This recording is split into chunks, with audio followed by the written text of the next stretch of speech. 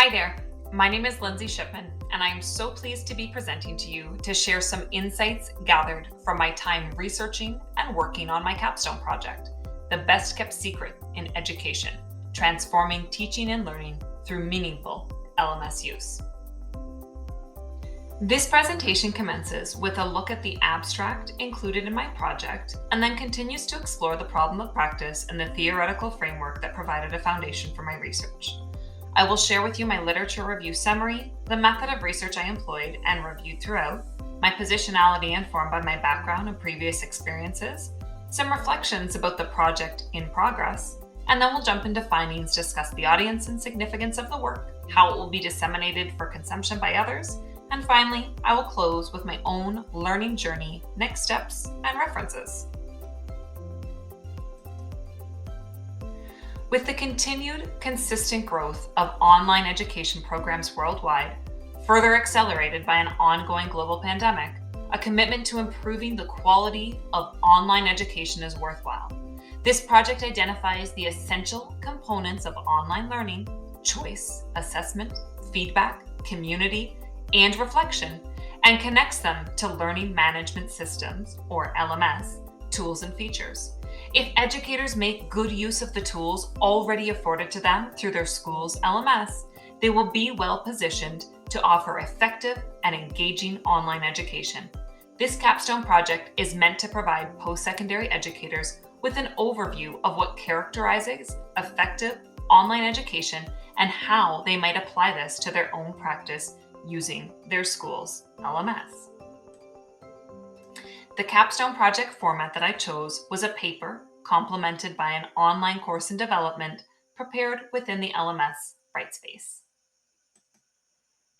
Research suggests that learning management systems are generally employed by all post-secondary institutions in North America, and yet rarely are the features and tools they afford used to their potential. In fact, educators accustomed to teaching fully in-person courses especially tend to simply regard their LMS as a place to store files or the home to their gradebook.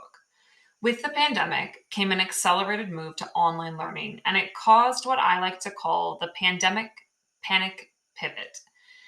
Educators all over the world had to transition to online learning overnight without the time or tools to do so, or so they thought.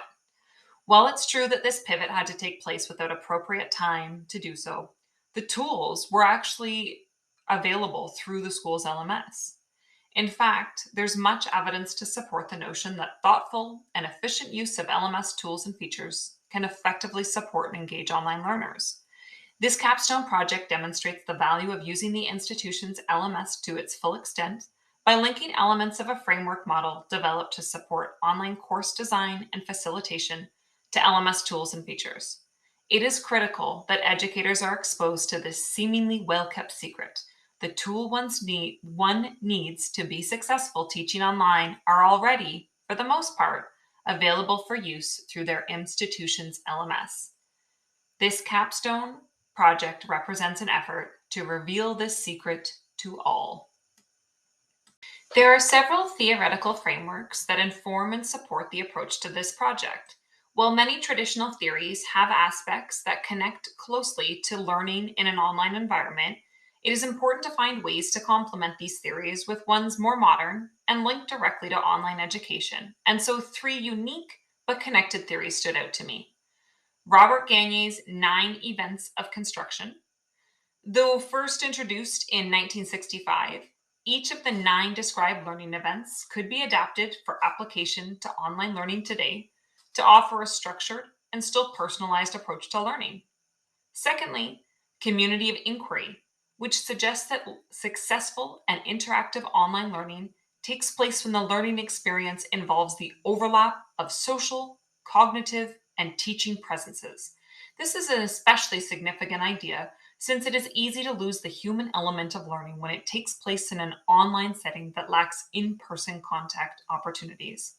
And finally, self-regulated digital learning theory, which illustrates the importance of considering 8 features critical to self-regulated learning in a digital environment.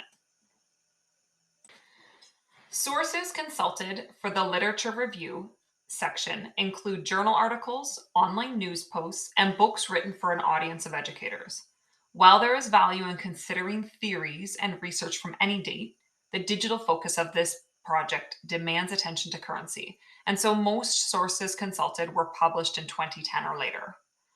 To support the organization of the literature reviewed, I identified some recurring themes: LMS use in post-secondary settings, engagement of online learners, and teaching in the age of COVID-19.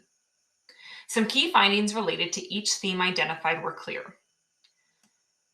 Research confirmed that LMSs are widely used in post-secondary settings in North America, and also that educators frequently use LMSs as a content repository or a home to a gradebook.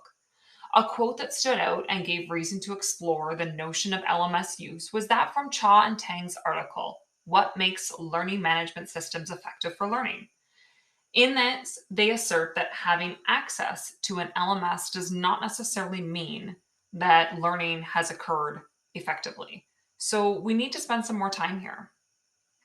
There's also a wealth of research to support the importance of improving the quality of online education by fostering the engagement of online learners. Not surprisingly, overwhelming evidence suggests that engaging students in an online course can be challenging without the verbal and visual interactions that take place in face-to-face classes. Though at the time of this presentation, mid-August 2021, the pandemic is hardly an event of the past as it continues to be present in waves throughout the global community, there is already a broad selection of research on what has been described to be the largest disruption of education systems in human history, affecting 1.6 billion learners in more than 200 countries. Researchers acknowledge the challenges associated with the emergence of online learning, not by choice, but by necessity. And then they discuss the importance of recognizing valuable lessons amid what might otherwise be perceived to be chaotic or exclusively troublesome. Considering the timing and subject of this research project, it would be negligent to avoid discussing COVID-19 as a relevant factor in the way that online education is perceived and executed today. The research contributing to this capstone project findings is a combination of qualitative and quantitative data. Once it was assembled, the data was examined through the lens of the theoretical frameworks previously highlighted: 9 events of instruction, community of inquiry, and self-regulated digital learning. Additionally, the capstone was informed by personal experience and anecdotal evidence. The online course and introductory module was created upon completing the paper component of the project. It presents the findings section of my research paper and mirrors the effective online course elements described within it. The course is delivered via the Brightspace LMS. Prior to commencing the MPED program at Western, I worked in educational publishing and taught at 2 Ontario colleges, relying on different learning management systems at each. About midway through the MPED program, I transitioned to a role at D2L, the Canadian company responsible for the LMS Brightspace. My background made the decision to focus on post-secondary teaching and learning online an easy one, and I've enjoyed the chance to explore passions while completing my degree. Reflection was such an integral and valuable part of the process for me, and I appreciated the chance to connect frequently with my mentor, professor, and peers in the course. The discussion prompts in our course were useful, and especially in the process of revisions, I benefited from seeking sounding boards amongst colleagues, and I appreciated the substantial overlap between work and school as I navigated through both. The process of moving from outline to my final version and presentation offered opportunity for an expanded scope, further reliance on more diverse literature and theory, and finally, efforts to actually apply that research. Upon settling on what research indicates to be the 5 core components to effective, engaging online learning: choice, assessment, feedback, community, and reflection, and considering how these can be realized using an LMS, I started working on a Brightspace course to both communicate and exemplify these notions. The opportunity to immediately apply research findings in this way was a great way to transform theory into practice.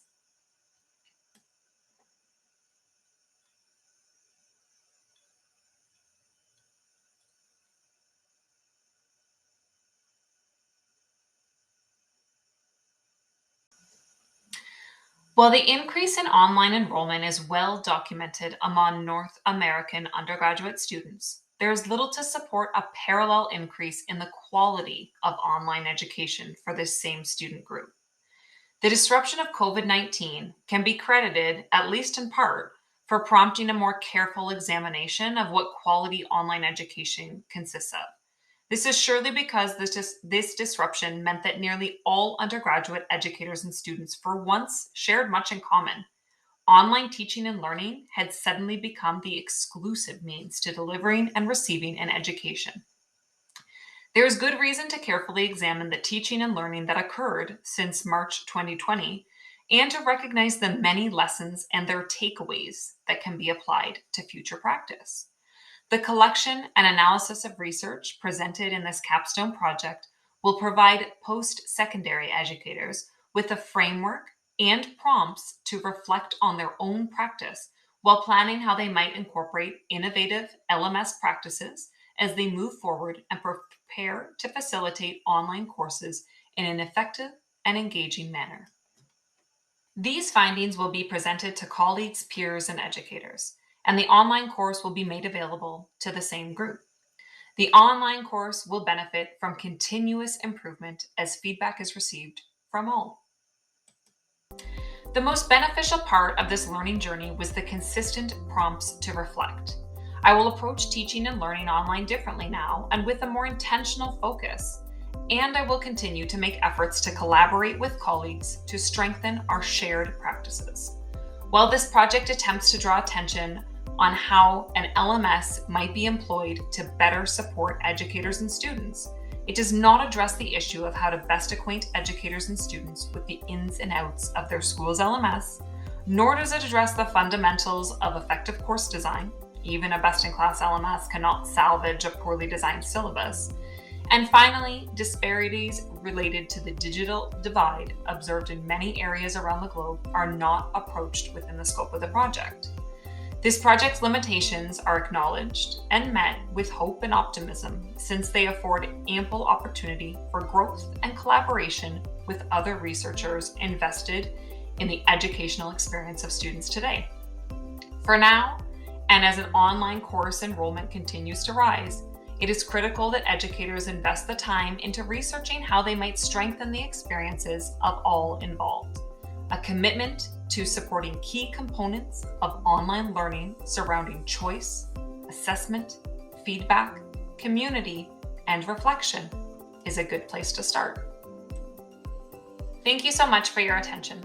Always happy to connect and share ideas at lindsayshipman@icloud.com. For a list of references that informed this project, you can navigate to the URL captured in this slide and in the video description, or if you have a mobile device handy, you can capture this QR code through your device's camera or QR app.